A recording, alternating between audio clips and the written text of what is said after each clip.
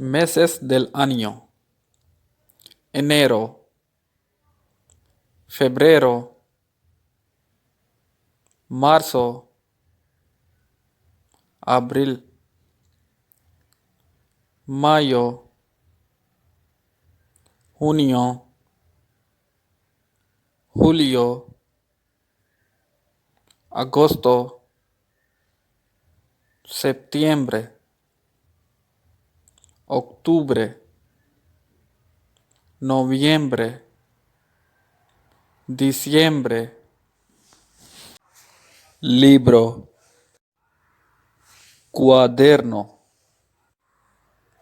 bolígrafo, engrapadora, lápiz, sacapuntas, goma, estudiante,